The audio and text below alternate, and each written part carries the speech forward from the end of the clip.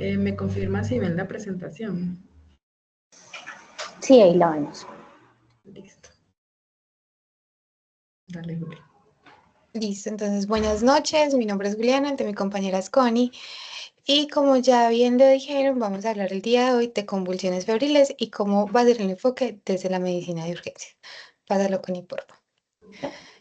Estos son los documentos base que tenemos, son tanto de literatura colombiana como literatura internacional, y a partir de ellos vamos a desarrollar la charla. Inicialmente traemos un caso clínico que es Rebeca, 18 meses. La paciente tuvo convulsión y fiebre. Entonces ingresan los padres de Rebeca muy angustiados, refieren cuadro catarral de 48 horas con secreciones nasales, decaimiento y deposiciones blandas. Hace 12 horas, Rebeca presentó fiebre de 38,5, controlada con acetaminofén y tuvo buen estado general. En la madrugada tuvo una crisis tónico-clónica de 5 minutos con eversión ocular y ruidos guturales. Entonces, en los antecedentes, la paciente no ha tenido traumas ni tuvo episodios similares anteriormente, es una recién nacida a término, tiene el esquema de vacunación completo y no tiene patologías crónicas. Y al examen físico, la paciente está consciente, reactiva, tiene buen color, no tiene cianosis y tampoco tiene petequias. En cuanto a los signos vitales, tiene 120 de frecuencia cardíaca, satura 99 y tiene una temperatura de 39. Y en la otoscopia, que es muy importante realizarla en estos niños, tiene una membrana timpánica derecha congestiva y amobombada y tiene una secreción purulenta en el canal auditivo externo izquierdo. La paciente pesa 10 kilos. Entonces, a lo largo de la charla, vamos a dar como los datos importantes para poder resolver qué vamos a hacer con Rebeca. Pero antes de eso, vamos a hablar de todo. Entonces, la convulsión febril se va a definir como aquella convulsión que ocurre en un niño febril, es decir, que tenga más de 38 grados de temperatura, en un rango de edad específico, en el cual el cerebro en maduración va a estar especialmente sensible o susceptible a la presencia de la fiebre en ausencia de una infección en el sistema nervioso central, en trastornos metabólicos o en una historia de convulsiones neonatales o crisis provocadas. Hay que tener muy en cuenta que según el rango de edad puedes encontrar diferentes escalas o criterios diagnósticos. Entonces, en el Instituto Nacional de Salud de los Estados Unidos puedes encontrar cómo clasificarla y cómo tratarla desde los 3 meses hasta los 5 años. En la Liga Internacional contra la Epilepsia, que es la que más se utiliza, encuentras el tratamiento y el diagnóstico a partir del mes de vida. En la Academia Americana de Pediatría te dan las bases para entre los 6 meses a los 6 años y en la Organización Mundial de la Salud te lo da entre los 3 meses hasta los 5 años. Ahora, hablando un poquito después de epidemiología, tenemos que las crisis convulsivas febriles corresponden al patrón epiléptico más común entre los 3 meses y los 5 años, con una prevalencia estimada del 2 al 5%. El 90% de los niños van a tener unas convulsiones febriles entre los 18 meses y los 24 meses. Y ese 10% restante se divide entre un 6% que va a ocurrir en los menores de 6 meses y un 4% que ocurre en los mayores de 3 años. Pero es muy importante saber que la mayoría de los niños van a tener un neurodesarrollo normal. Em, Hay que también tener muy en cuenta que las causas de una crisis febril puede tener un foco, ¿cierto? Entonces puede ser tanto bacteriano como viral. Y hay que revisarle, especialmente a todos los niños, el oído, la nariz, la faringe y pues mirar si tiene infecciones del tracto gastrointestinal que se pueden manifestar como una diarrea. Pero las infecciones del oído, que sea tanto otitis media como externa u otras, son las más comunes, ¿cierto? Hay que también tener muy en cuenta que las convulsiones febriles pueden ocurrir antes de que la fiebre sea aparente, es decir, el niño hizo una crisis febril, pero al rato fue que apareció con fiebre, ¿cierto? También puede ser que sea al inicio de la enfermedad febril, pues del cuadro febril, o puede ser al final. O sea, el niño ya estaba saliendo de sus 6 días con gripa y fiebre, o menos días, y le dio una crisis convulsivas, ¿cierto? Y hay que tener en cuenta la predisposición genética. Si tuvo un hermano que tenía convulsiones febriles o que tiene un riesgo de 1 en 5 para hacer convulsiones febriles. Y si ambos padres y un hijo, o sea, el hermanito, también tenían convulsiones febriles, el riesgo aumenta a 1 en 3. Entonces, hay que saber, pues, como qué pasa. Entonces, dentro de la fisiopatología tenemos la inmadurez cerebral, que esto es un factor clave porque se da como en cuanto se va desarrollando el cerebro, es decir, más o menos hasta los 5 años. Entonces, ahí tenemos diferentes cosas importantes: la mielinización progresiva, la apoptosis del exceso neuronal y el aumento de la complejidad sináptica. Luego vamos a tener la predisposición genética, que aparte de lo que ya les dije, hay que tener en cuenta como unos locus. Connie, lo vas a pasar, por favor. Hay que tener en cuenta los locus, que es como las localizaciones en los cromosomas, que en especial la FEP1 hasta la FEP6 son como los más identificados que me pueden aumentar el riesgo de hacer crisis febriles. Y también tenemos, y es muy importante tenerlo en cuenta para saber por qué se desarrolla, mutaciones en los canales iónicos. Entonces, la familia de receptores del SCN1A y 1B son los de los canales de sodio. Y estos, cuando están afectados, me van a afectar la excitabilidad neuronal. Y tenemos lo de los receptores GABA, que serían GAP-RG2 y GAP-RD, que estos me van a alterar la actividad inhibitoria del cerebro, ¿cierto? Entonces, esto lo guardamos para tenerlo en cuenta para ahorita. Las citoquinas y la fiebre,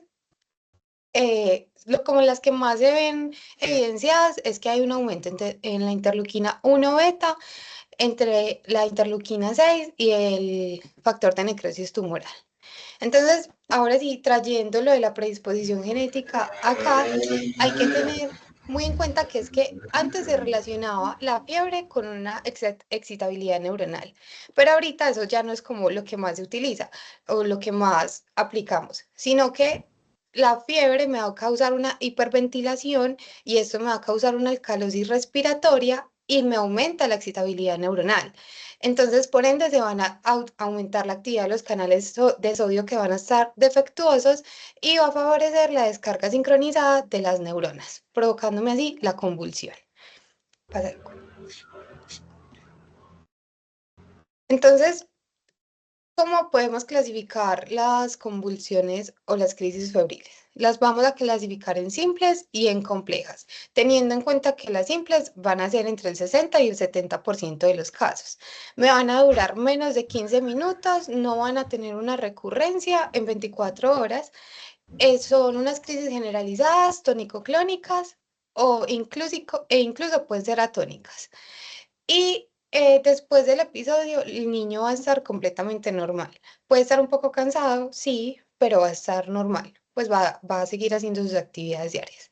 Y las crisis febriles complejas son aproximadamente entre el 30 y 40%, van a durar más de 15 minutos, tienen recurrencia en 24 horas, son crisis más focales, aproximadamente el 4%, y por lo general sí van a tener síntomas posictales. Entonces van a tener una parálisis de TOD, pueden tener, pues, como presentarme signos más focales después de haber hecho la convulsión, ¿cierto? Entonces, las crisis focales, perdón, Connie, devuélvelo, van a ser un poquito más difíciles de detectar porque los signos de focalidad en los niños son un poquito más difíciles, ¿cierto? Y de esas crisis, el 8% pueden ser prolongadas, ¿cierto? Entonces, ahí, Connie, ahorita más adelante les va a hablar del estatus convulsivo, perdón, pero las crisis prolongadas hay que empezarlas a mirar como si el paciente me fuera a entrar en un estatus convulsivo. Em, y, y no, ya. Listo. Entonces, pues ya empezando como con la clínica de todas las crisis febriles, primero tenemos que tener en cuenta que la mayoría de las crisis van a ser generalizadas tónico-clínicas, aproximadamente el 80% más o menos. Entonces vamos a tener un paciente que inicia con un llanto inicial, tiene la pérdida de la conciencia, tiene esa rigidez muscular que conocemos como esa fase tónica.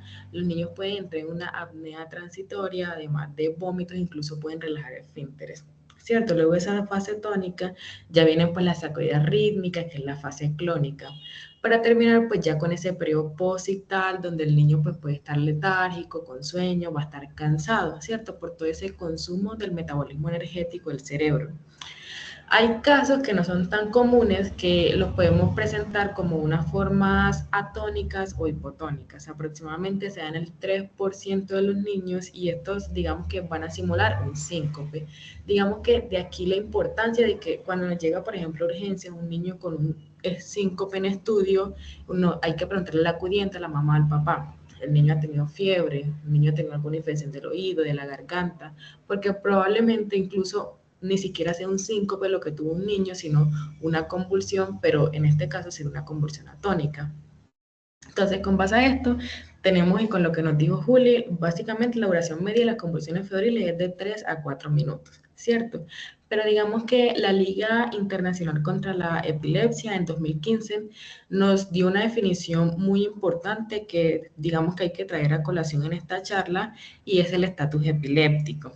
Vamos a conocer entonces como estatus epiléptico aquellos fallos en los mecanismos para terminar una convulsión. Son aquellas convulsiones que demoran más de 30 minutos. Y digamos que son importantes porque es que si una convulsión demora este tiempo o más de este tiempo, hay una alta probabilidad de que haya un daño neuronal a largo plazo. Entonces, el estatus epiléptico es poco común, 5% de los casos. Y para eso, digamos que aunque esto es más de epilepsia, es importante que lo hablemos aquí, ¿cierto? Este patrón temporal del estatus epiléptico. Tenemos el tiempo cero, donde inicia la crisis, donde se encuentran todos los niños que nos llegan o que nos dicen que tuvo una convulsión febril. Tenemos un tiempo 1, que es a los 5 minutos, que aquí para que nos quede que si una convulsión demora más de 5 minutos o llega a 5 minutos, es muy probable, sea en el 90% de los casos, y lo vamos a tratar como tal, que si demora más de 5 minutos, esa convulsión se va a prolongar. Se va a prolongar y lo vamos a tratar como un estatus convulsivo. Listo, luego tenemos el tiempo 2, que es ya los 30 minutos, que ya es lo que conocemos como ese estatus convulsivo, donde aquí ya la crisis convulsiva nos va a generar lesiones a largo plazo. Entonces digamos que ya tiene un manejo demasiado diferente al que les traemos aquí. Aquí pues ya hay que hacerle neuroimagen, electroencefalograma, un manejo más hacia la epilepsia que hacia la crisis convulsiva. Pero es porque estos niños a largo plazo pueden tener daño neuronal, muerte neuronal, alteraciones en las redes neuronales, o déficits funcionales que pues van a afectar la calidad de vida del niño. Listo, entonces con base a esto siempre vamos a evaluar las crisis febriles con una buena historia clínica, preguntarle a la mamá pues si hay algún familiar que antes le haya pasado esto, que tenga convulsiones febriles, que cuando el niño también convulsionaba cuando le daba fiebre, siempre decirle el niño tuvo gripa, la niña tuvo gripa, el niño tiene alguna infección de la garganta, alguien con gripa, algún nexo epidemiológico que nos diga que esa convulsión fue por una fiebre. Pero pues si no encontramos pues algo que nos indique que fue por una fiebre, digamos que tenemos diferentes exámenes que podremos realizar con algunos factores de riesgo. Por ejemplo, un análisis de sangre lo vamos a realizar en los que sean menores a 6 meses o los lactantes de 6 a 12 meses que no tengan esquema de vacunación completo o que lo desconozcamos. O sea, siempre va a ser importante que en los menores de 12 meses, sobre todo, descartar una infección del sistema nervioso central. Es lo más importante en este grupo etario. Temperatura menor a 38 grados. Digamos que la temperatura menor a 38 grados va a ser importante porque es que, a ver, si nos llega un niño que nos dicen que convulsionó y el niño le tomaron la temperatura o le tomamos la temperatura y tiene fiebre, es mucho más fácil decir la convulsión fue por, disculpen, la convulsión fue por una fiebre y que fue por algo diferente. En cambio, ay señor. En cambio, si ya tenemos un paciente que además de que tuvo una convulsión, no tiene fiebre, no tuvo un ex epidemiológico, nunca tuvo una titis, una faringitis, algo que nos diga que fue por una fiebre, entonces ya hay que descartarle porque el niño está convulsionando, porque ya sabemos que no fue por la fiebre. Entonces ya hay que buscar otra cosa. Digamos que por eso está la temperatura como factor de riesgo. Tratamiento antibiótico previo, esto sobre todo porque algunos tratamientos antibióticos pueden enmascarar algunos síntomas del sistema nervioso central. Las crisis que sean recurrentes, que sean después de las primeras 48 horas de fiebre y que nosotros como médicos veamos como algún signo de atipicidad o que algo que no esté como dentro de lo normal. Entonces, lo más importante después cuando evaluamos la crisis convulsiva es que el niño no tenga una neuroinfección. El riesgo de meningitis bacteriana en los niños fue de aproximadamente 0.2% en niños con su primer crisis febril simple y del 0.6% en crisis febriles complejas. Aquí tenemos algunas banderas rojas que nos podrían indicar que el niño tiene un riesgo, una infección de un sistema nervioso central, ¿cierto? Que tenga una historia de irritabilidad o disminución de la alimentación o letargia, sobre todo que sean crisis febriles complejas, que nuestro examen neurológico nos diga que tiene alguna infección, una meningitis, una encefalitis, fuera pues de que los signos meningios normales que conocemos, que tenga una fontanela bombada, que esté irritable, que no coma, o que no haya, pues, que no encaje dentro de los signos de atipicidad.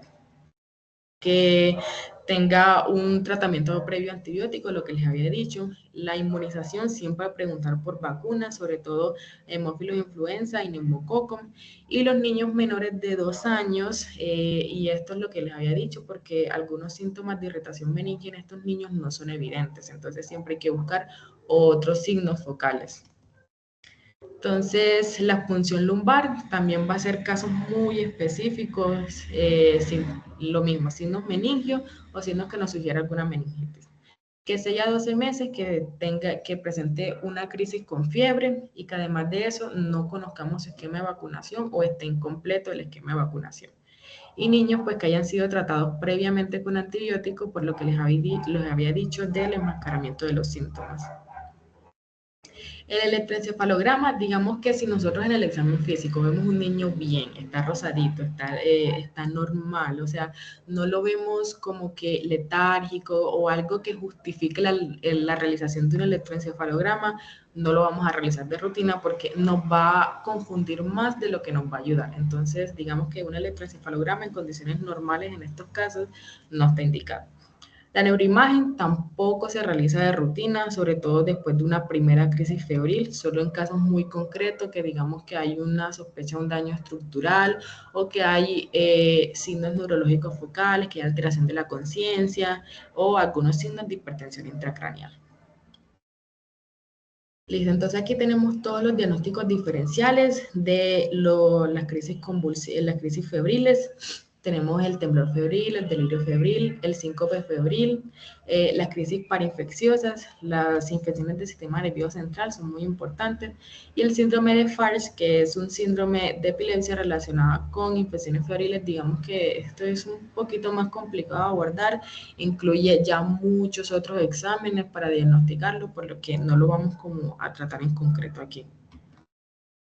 Entonces, ¿cómo manejamos a estos pacientes? A ver, primero, algo para que nos llevemos para la casa. Si a nosotros nos llega al servicio de urgencias una convulsión febril en fase activa, nos llega el niño convulsionando, siempre vamos a suponer que esa convulsión lleva más de 20 minutos y lo vamos a tratar como un estatus epiléptico. Siempre. O sea, si nos llega en fase activa, vamos a tratarlo como tal. Lo otro que les quería decir es que en algunas referencias que les mostramos al principio, en guías americanas y europeas, siempre hay un manejo extrahospitalario para los niños con crisis febriles y recurrentes.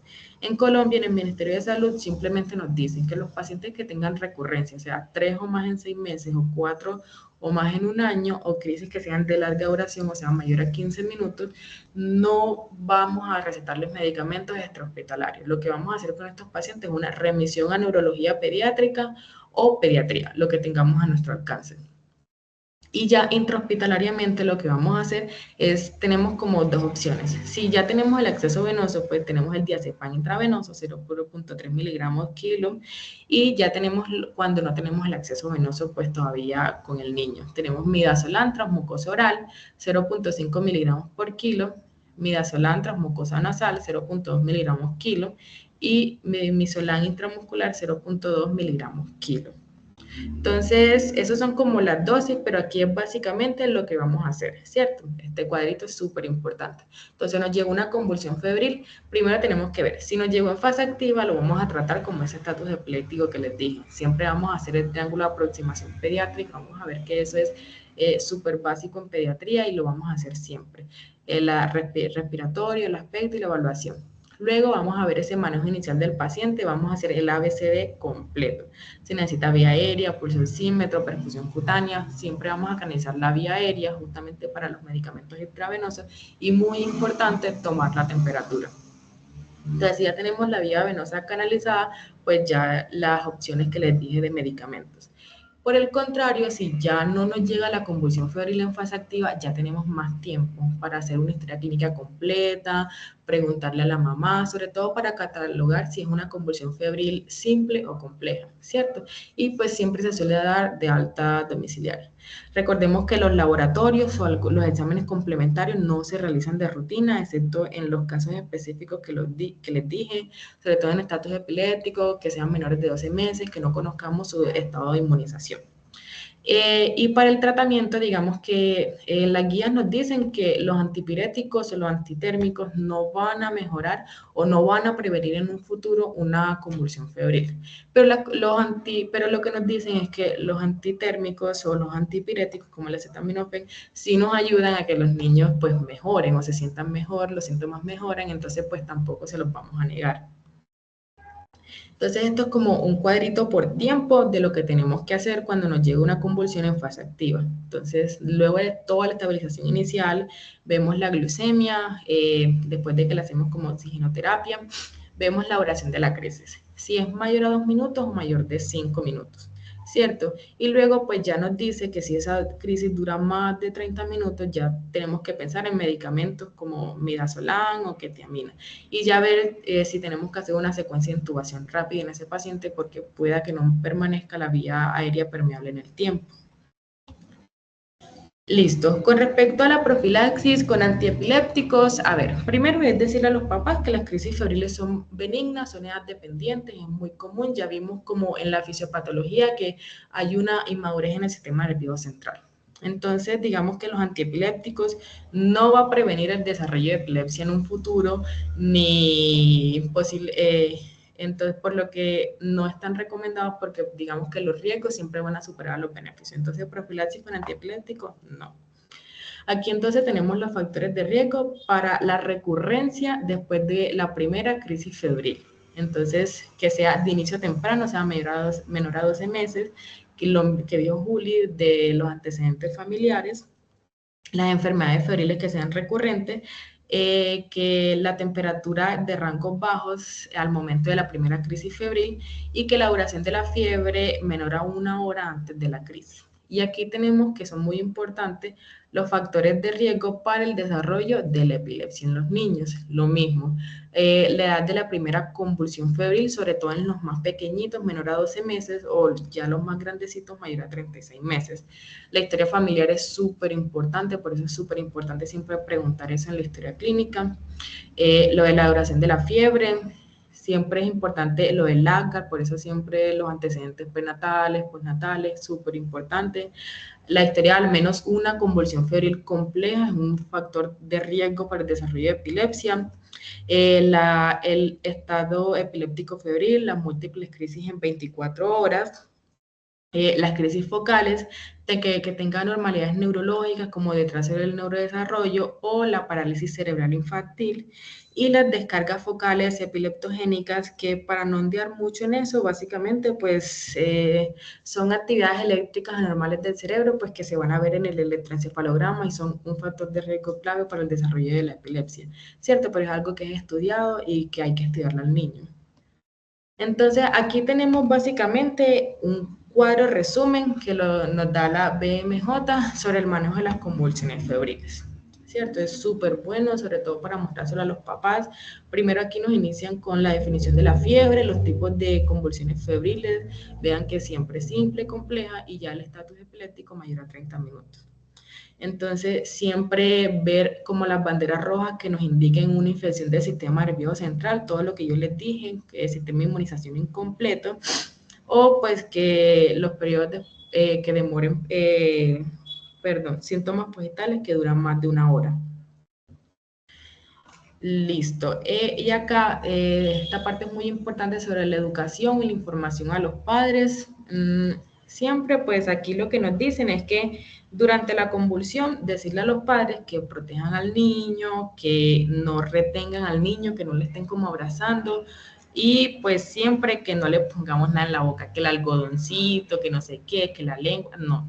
Simplemente lo que tenemos que hacer es ver si el niño no tiene nada en la boca y quitárselo.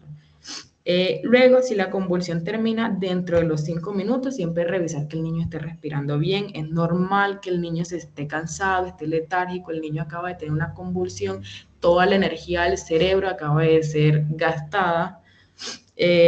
Siempre pues explicarle a los padres justamente que el niño puede tener sueño aproximadamente una hora y pues siempre tomar una cita prioritaria o tomar pues, al siguiente día, ir con su pediatra de cabecera, etcétera. Y ya si la convulsión demora más de 5 minutos, lo que les dije, siempre vamos a tratarlo como un estatus epiléptico, esa convulsión va para largo, y ahora sí, llame una ambulancia y lléveselo para urgencias. Esto se los traje sobre todo para que tengamos en cuenta que no todos los niños que estén en convulsiones febriles nosotros nos los vamos a llevar para urgencias, ¿cierto? Porque de pronto podríamos como entorpecer el servicio de urgencia y la mayoría de esos niños siempre llegan bien, o sea, llegan bien y entonces siempre van a quedar como en observación cuando el niño ya está bien. O sea, lo que nos dicen las guías es que si después de 5 minutos el niño sigue convulsionando, ahí sí, lléveselo para urgencia. O si el niño nunca tuvo una fiebre o algo, o si los mismos papás nunca lo vieron con gripa, ahí sí, lléveselo para urgencia porque la convulsión de pronto pueda que sea por otra causa. Y aquí está pues el rescate con medicamentos, pero como les dije, esto es una guía americana, esto en Colombia digamos que no aplica extrahospitalariamente.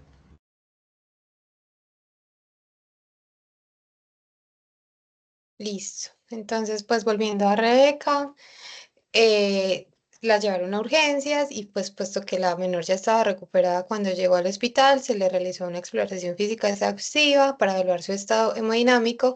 También pues le tomamos todos los signos vitales y miramos la recuperación neurológica. Se consideró la fiebre como la causa, la causa posible de la convulsión y tras confirmar el cuadro febril asociado a la misma, se le administró ibuprofeno. Luego de una nueva valoración en urgencia, se diagnosticó pues la otitis media aguda supurada y se le indicó el tratamiento antibiótico y la paciente fue dada de alta. Porque recordemos que Rebeca no tenía ningún signo de focalización ni fue una crisis considerada en estatus, entonces a Rebeca solamente se le manda para la casa con observación de todos los signos. Y listo. Muchas Gracias. gracias.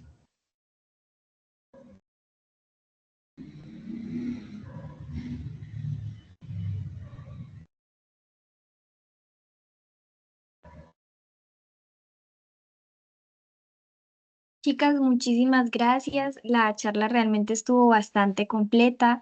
El plus del caso clínico al principio, realizar toda la revisión del tema y finalizar con el cierre del caso clínico de forma concluyente, creo que nos da bastante, digamos, nos pone mucho en el contexto. Y yo personalmente traigo como a colación el tema de los cuadros que son como más resumen, que son muy prácticos. Realmente la charla fue muy buena. Muchísimas gracias también por aceptar nuestra invitación. No sé quién tenga de pronto alguna pregunta y si las doctoras, las pediatras que están conectadas en este momento nos quieren hacer algún comentario, todos pues bienvenidos. Y chicas, muchas gracias a ustedes nuevamente. Muchas gracias a ustedes también. Hola, me uno pues como a las felicitaciones que hace Gabriela. Creo que es una charla que es cortica pero sustanciosa. Solamente como algo para resaltar, y es que precisamente lo que mostrabas al final, como el cuadro de la literatura americana para mostrarle a los papás, tal vez sea muy difícil en nuestro contexto uno decirle a un papá: señor, si su hijo está convulsionando, espere a que se le quite la convulsión y no vaya a urgencias, sobre todo porque un papá de un niño de 18, 20, 3 años, pues 20 meses, 3 años, ver a su hijo convulsionando realmente le va a generar mucha angustia y él no se va a sentir tranquilo hasta que un médico lo revise, vea que todo está bien y le dé como esa tranquilidad antes de irse pues como para la casa. Entonces creo que tal vez esos pacientes nos van a llegar y nos van a llegar así como llegó la paciente del caso clínico que ustedes presentaron, que van a llegar ya sin la convulsión, tranquilos, y hay que hacer la evaluación precisamente de cuál es el foco que está ocasionando la fiebre para definir si requiere algún tratamiento o alguna intervención. Y creo que es muy importante como tener también claridad que a veces puede que aún no haya empezado el cuadro febril y arranque la convulsión. Es decir, el niño no ha tenido fiebre y hoy convulsionó, pero probablemente viene con algún pródromo, ha estado comiendo menos, jugando menos y mañana va a aparecer la fiebre del cuadro viral que se estaba pues incubando en ese momento. Es importante pues como tenerlo en cuenta y por eso también es importante esa parte de la observación. Y con relación a también algo que los papás a veces como que se angustian mucho, es el grado de la temperatura, que realmente no hay una asociación que entre más alta sea la fiebre, más riesgo de convulsión va a tener. Puede darles la convulsión a los niños que tengan esa predisposición genética, como ustedes lo presentaron en la parte de la fisiopatología, les puede dar la convulsión con 37.9, que aún no es fiebre, o con 40.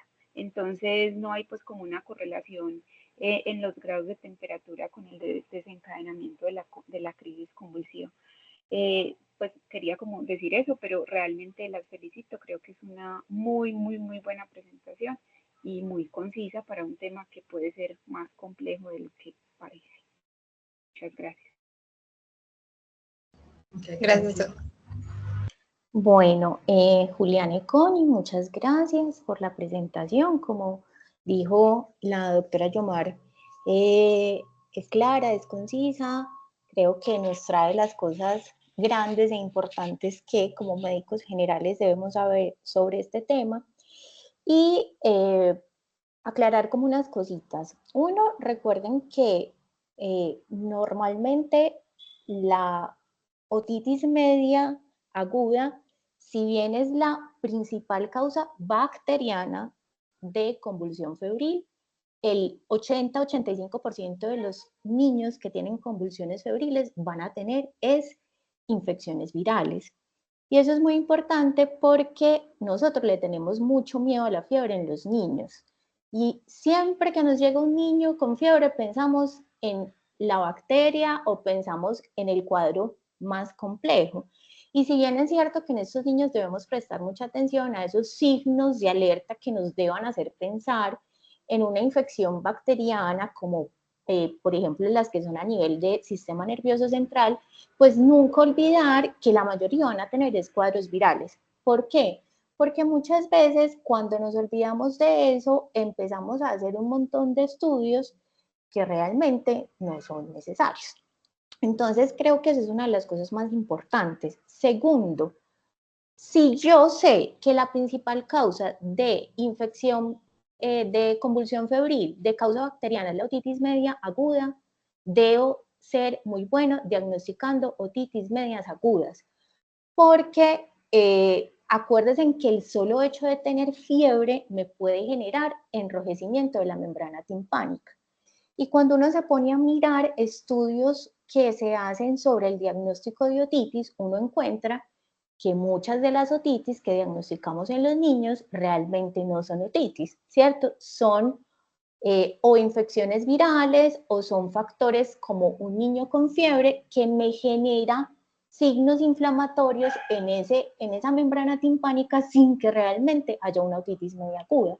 Entonces, no se les olvide que, muy importante, siempre que tengan la oportunidad de usar pues no solamente la otoscopia, sino que también evaluar con la presión para mirar cómo está el movimiento de esa membrana timpánica, ¿cierto? Mírenlo con calma, con tranquilidad, porque quizá si vemos a ese niño con fiebre y esa membrana timpánica roja, lo primero que vamos a decir es tiene una otitis media aguda y quizá le podemos estar dando un antibiótico que no esté necesitando. Entonces, eso es muy importante.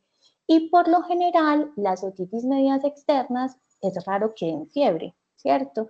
Lo más común es que la otitis media aguda sí me dé fiebre, pero es más raro que una otitis externa como tal me vaya a generar una fiebre. ¿Listo? Lo otro es que, aunque como ustedes no lo dijeron, no hay un consenso acerca de la edad en la que se presentan las crisis febriles, digamos que yo por lo menos, ¿qué les recomendaría? Que si tienen un niño menor de 3 meses con una convulsión febril, aunque la ILAE nos dice que pueden presentarse niños mayores de un mes, pues mi recomendación es a ese niño pónganle más cuidado, de pronto es un niño que sería bueno que lo evaluase pues el pediatra o el neuropediatra, ¿cierto? Porque aunque puede ocurrir, no es lo más frecuente que hayan convulsiones febriles en niños menores de 3 meses. ¿Listo? Lo otro es que además de los factores de riesgo que ustedes muy bien nos lo explicaron para que los niños hagan convulsiones febriles, que ya sabemos que uno de los más importantes es el antecedente familiar, ya hay literatura, una cantidad de literatura importante que nos habla de que un factor para que los niños hagan convulsiones febriles es el déficit de hierro y de zinc. Y quizá es de esas cosas que no tenemos como muy en cuenta. Recuerden que en Colombia, según la última encuesta de alimentación que fue en el 2015, porque normalmente se hace cada 5 años, pero tocaba en el 2020, pues por pandemia no se pudo hacer y hasta ahora no sé por qué no la han vuelto a actualizar, pero hasta ese momento sabíamos que aproximadamente entre el 40 y el 50% de niños en Colombia menores de 5 años tienen algún déficit de hierro. Entonces, pues que no se nos pase, pues si nos llega ese niño a urgencias y tenemos la posibilidad y el tiempo de indagar sobre la alimentación, maravilloso, y si no, pues cuando lo remitamos a la consulta posterior de forma ambulatoria, pues dejar anotadito que no se nos pase preguntar cómo es la alimentación de ese niño, porque puede ser que esté haciendo un déficit de hierro, de zinc, que no nos hayamos dado cuenta. Recuerden que cuando yo empiezo a hacer una ferropenia, necesito muchos meses antes de llegar a la anemia, ¿cierto? Entonces puede ser que ese niño inicialmente no lo veamos con los signos clásicos de anemia, ¿cierto? Palidez, sueño, etcétera, sino que puede ser un niño que físicamente esté normal, pero que esté comenzando a hacer una ferropenia. Entonces eso también es importante como tenerlo por ahí presente. Y recuerden que dentro de los signos de alerta, además de lo que ustedes ya nos contaron, una cosa que me tiene que hacer pensar a mí también en que ese niño puede estar teniendo algo grave es el que me llega con fiebre y que su frecuencia cardíaca está supremamente elevada en comparación con el grado de fiebre que tiene. Recuerden que normalmente uno espera que por cada grado centígrado que se eleve la temperatura, la frecuencia cardíaca se eleve más o menos de 10 a 15 latidos por minuto. Entonces, si yo tengo un niño que está con una temperatura no muy alta, ¿cierto? No sé, es un niño que me llega de 6 meses y tiene una temperatura de 38, pero tiene una frecuencia cardíaca de 190, pues eso me tiene que hacer pensar en que quizá haya algo más. Lo mismo que aquel niño que después de que se le quita la fiebre, sigue con la frecuencia cardíaca elevada, ¿cierto? Entonces, eso también son signos que me tienen que hacer pensar a mí en, ¿será que este niño está haciendo una infección bacteriana grave? Y tengo que buscarle por otro lado. ¿Listo? Y lo otro importante es que, como Connie lo dijo, pues no le vamos a negar a ningún niño el antipirético, ¿cierto? Independiente del que ustedes quieran elegir, pero recuerden que las guías a nivel internacional son muy claras en usamos antipiréticos en el niño que está muy indispuesto. Es decir, si a mí un niño me llega con una historia de que tuvo una convulsión, en este momento ya no está convulsionando, y en este momento tenga fiebre o no tenga fiebre, el niño está tranquilo, yo lo veo que tiene interacción con su mamá, yo lo veo que está jugando, yo no lo veo decaído, ¿cierto? Ese es el niño que yo no le tendría que poner necesariamente un medicamento para quitar la fiebre. Y esto es muy importante, esto ya se está reevaluando muchísimo por varios sentidos. Y es, uno, porque incluso hay unos estudios muy bellos, si ustedes se ponen a buscar en la literatura científica, resulta que los principales protagonistas de que haya una fobia a la fiebre somos los médicos y el personal de salud en general. Porque el niño llega con fiebre y independiente de que llegue con una convulsión o no, siempre somos, el niño llegó con fiebre, pongámosle ya el medicamento, hay que quitarle la fiebre no es buena, ¿cierto? Y recuerden que la fiebre no es ni mala ni buena, o sea, la fiebre simplemente es una señal de que en ese cuerpo de ese niño está ocurriendo un proceso inflamatorio, infeccioso, y me está advirtiendo de que algo está pasando y que yo debo ir y mirar qué es lo que la está generando. ¿Listo? Pero la fiebre no es mala. De hecho, hay unos estudios muy bonitos sobre la fisiopatología de la fiebre, en donde se ha descubierto que cuando se activa la fiebre, se activan muchos procesos del sistema inmune que su activación lo que está haciendo es generar activaciones celulares, interleuquinas y un montón de procesos para luchar contra el germen que me está produciendo la infección. Entonces, cuando yo quito todo el tiempo la fiebre, ¿cierto? Yo lo que estoy haciendo es disminuyéndole la activación inmune a ese niño para que la infección se le controle más rápido. Entonces, eso es muy importante. El medicamento, el antipirético, se da es para quitarle el malestar al niño. Si el niño está muy maluco por la fiebre, yo le doy el medicamento, es para confortar al niño, no porque le tenga que quitar la fiebre. ¿Listo? Entonces, esa es una de las cosas importantes. Y segundo, recuerden que no debemos usar los medios físicos para quitar la fiebre, que también es una cosa muy, muy común. Y que pues incluso en los hospitales la vemos. Y recuerden que la fiebre está regulada por el área preóptica del hipotálamo anterior. Cuando esa área preóptica del hipotálamo dice, yo tengo un proceso infeccioso o inflamatorio, ella se activa, empieza a generar un montón de mecanismos para que se active la fiebre, ¿cierto? Para que aumente la temperatura corporal. Y si yo lo que hago es ponerle al niño los paños mojados, las medias mojadas, meterlo al baño con el agua fría, ponerle el trapo mojado encima de la cabeza, mi área preóptica está entendiendo que mi cuerpo o el cuerpo pues de ese niño no está haciendo caso de lo que él le está diciendo. Si esa área dice, yo estoy haciendo todo para elevar la temperatura de este niño a 38.5 grados centígrados, supongamos que ese es su set point inicial, y yo le empiezo a poner medios físicos al niño, eso hace que el área preóptica diga, no, pero venga, ¿qué está pasando? Si es que este cuerpo antes de estar caliente, que fue la orden que yo di, se está enfriando, ¿qué hace esa área preóptica del hipotálamo? Aumentar el set point, es decir, va a decir, no, ya no vamos a estar en 38.5, sino que vamos a estar en 39. Y lo que voy a hacer es antes aumentarle la fiebre a ese niño o hacer que la fiebre se le quite, pero que le recurra mucho más rápidamente. Entonces, por eso es importante que son cosas que son muy, muy simples, pero que a veces las pasamos por alto y decimos, pero este niño no se le quita la fiebre, no se le quita la fiebre, o le dimos el acetaminofén y se le quitó y a la hora volvió y le dio, pero es que además le estamos con las medias mojadas, está con la sábana mojada, ¿cierto? Entonces, eso también es importante que lo tengamos en cuenta a la hora de manejar la fiebre en estos niños con convulsiones. Y ya la doctora Yomar lo dijo, pero simplemente quiero como volver a hacer énfasis en eso, y es la forma en la que nos comunicamos con los padres, ¿cierto?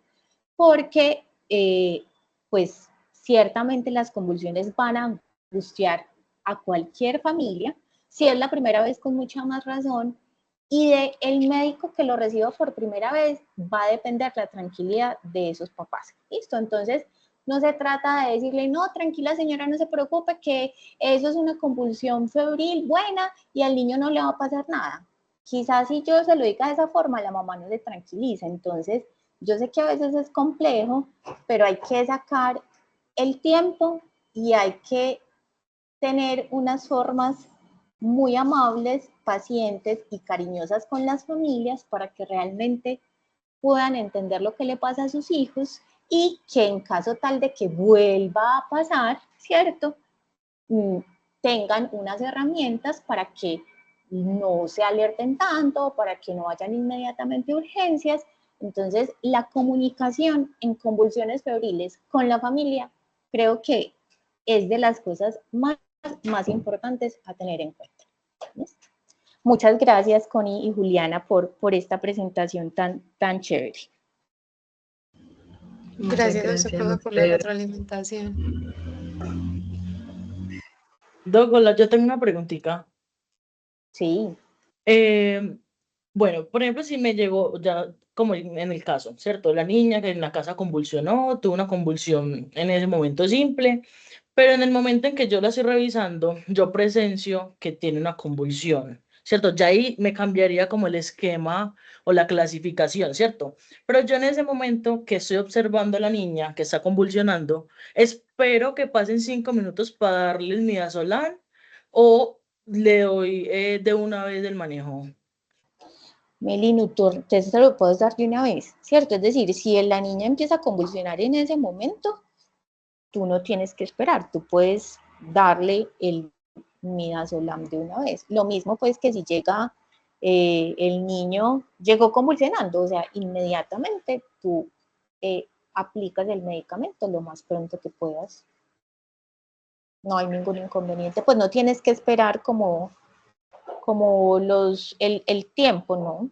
Si tú ves que la niña empezó a convulsionar, además, entre otras cosas, porque si ella llegó con una historia de que ya había convulsionado en la casa, ¿cierto? Y está volviendo a convulsionar, pues yo no esperaría para darle el medicamento, porque de alguna forma ya se vuelve en una convulsión, como tú lo dijiste, ya me cambia, ya sería una convulsión febril compleja, y de alguna forma tendría mayor riesgo de que esa crisis se prolongara.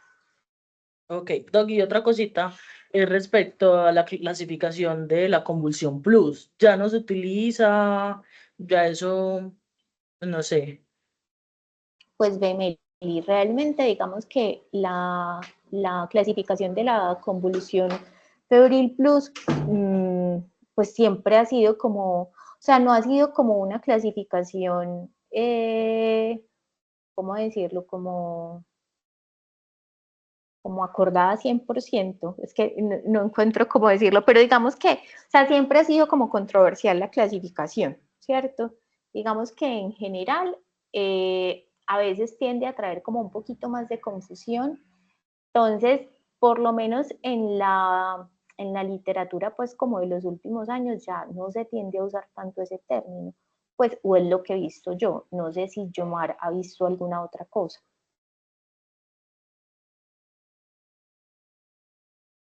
Pues sí, porque realmente lo que hace es que genera como confusión en el enfoque que se hace del paciente. Entonces, como genera confusión, pues lo que últimamente se ha planteado es seguirlo tomando como, porque pues digamos que lo que se clasificaba como convulsión febril plus era aquella que no tenía las características de compleja, pero que recurría en las 24 horas, que es como el caso que estaba planteando Meli. Pero realmente no se ha llegado a ningún consenso de qué hacer con esa convulsión plus, entonces digamos que se ha desestimado como el uso de esa clasificación por eso.